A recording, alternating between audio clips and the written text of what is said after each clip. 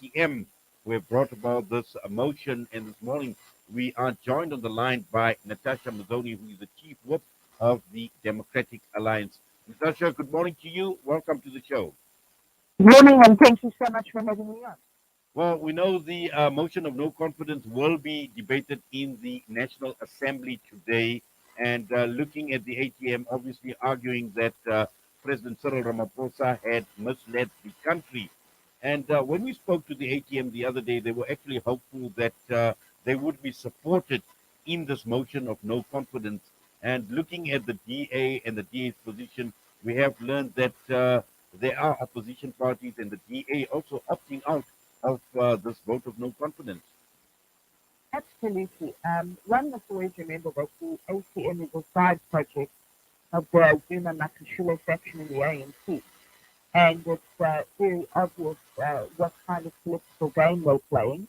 And at a time where we're trying to pass very important pieces of legislation, there is COVID legislation that has to be passed to ensure that the lives of thousands of South Africans are saved. And there are corruption issues which need to be dealt with as a matter of importance. We find it actually laughable that the ATM would bring this frivolous motion to the floor of Parliament and cause this what we call their attempt at an entertainment break, while real work should be done. As I've said, it's a frivolous motion. There are two ATM MPs who will support this motion. There may be very, very few others that support this motion. It has no chance of success, and the DA will not even entertain the ATM's frivolous attempt at bringing this motion by voting in it. We will be abstaining and making it very clear to the ATM that their agenda of being a side section of the ANC will not be entertained on the parliamentary floor. Well, Natasha, we've also learned from the DA that obviously you will not support the motion, but you definitely have got problems in terms of President Cyril Ramaphosa and how he has managed or handled certain issues. Absolutely. The decision to abstain from the vote doesn't mean that we will not hold the president to account. The abstention places the president on notice. And the notice is that we want him to implement his economic reform strategy as promised. And if he doesn't, in future, we will certainly reconsider our decision to abstain from such a motion. Yes. Now, I know some of the issues obviously have been regarding economic issues and also in terms of the ANC, within the ANC, and you've made the point very, very clearly that this is now a case of ANC factional battles rather than holding Ramaphosa or President Cyril Ramaphosa to account.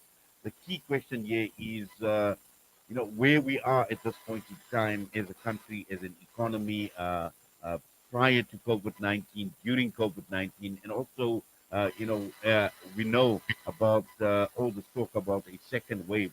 So clearly, the problems of the country are not going to go away in a hurry. The key issue is, what can be done? What sort of damage control do you think President Cyril Ramaphosa can do at this point in time? Well, I think the first thing that we must do is we must stop blaming COVID for all our problems. And we must remember that this country was in an economic downward spiral before COVID. And COVID just simply pushed us over the edge. So what Ramaphosa needs to do is he needs to stand up to the factions within his own political party. He needs to stand up to the unions in his own party. He needs to stand up to the SACP in his party. And he needs to make sure that he puts ideological battles aside and assures that pragmatism wins the day. So, by way of an example, let's look at how we are winning the battle with the energy supply sector. So, obviously, the SACP and the unions don't want any form of privatization or any form of opening up of the energy sector because they want Eskom to remain the monopoly stranglehold that it has over the country at present.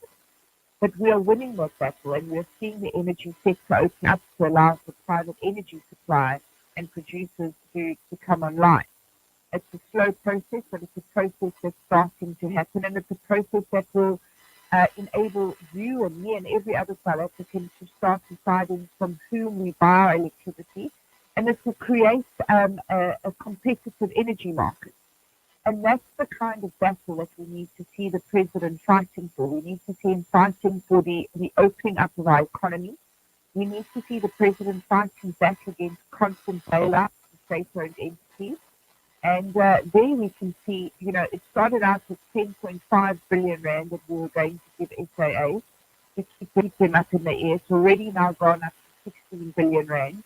Now, one can imagine in this COVID crisis with 2.3 extra million South Africans who are now unemployed, that 16 billion rand should be channeled into economic development in our country and improving social development in our country.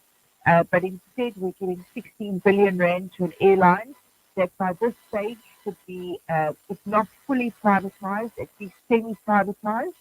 And it's these kind of battles that the president has to stand up and fight us. It's very difficult battles when you work with a tripartite alliance such as the ANC, which is made up of capitalists, unionists, and communists. But these are battles that if the president is really has the interests of South Africans at heart, he will fight on our behalf. And that's why we are putting him on notice.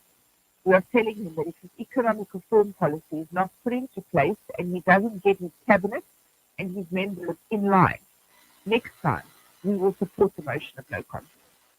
Well, Natasha, one issue that came out or featured very, very strongly when he spoke with the ATM is they felt that President Ramaphosa was somewhat of a lame duck president. And the reason for this is he is not decisive enough, number one. But also, secondly, in terms of whether he has the capacity or the capability to deal with all these issues around him, considering where his position lies within the ANC, and we've been talking for far too long about factional battles, and this is possibly one of the reasons as to why President Cyril Ramaphosa is not decisive, because he doesn't know which way to turn, and at the same time, not even knowing who to please. Well, I think once again it goes to prove just how involved the ATM is with internal ANC politics. So they are used as an external mechanism to further ANC sectionalist politics. So instead of it coming from within the ANC, they use an external party such as the ATM to fight this sectional battle for them. It's why the ATM come out so strongly and say what they do, because they fight on the opposite faction to the president. But the fact of the matter is, the president at the moment is the president of the country. He is the commander-in-chief of South Africa. And ultimately, he signs or doesn't sign particular legislation. And while he is in office, he has the ability to completely reform the South African economy with the help of political parties who have heeded his calls for assistance, who have, stretched out their hands, who want to cross the political divide and to assist where we possibly can. So what we need to ensure is that we make sure that the president uses this opportunity to take the assistance that's been offered to him from across the aisle and to make sure that this Makashule faction in the ANC does not hold supreme. We know very well that the Makashule faction now faces a great deal of difficulty with Makashule appearing in court. We see it playing out at the Zondo Commission on a daily basis. And, the ATM, of course, are going to call him a lame duck because that is what their role is. They got their positions in Parliament to further a particular agenda of a particular faction.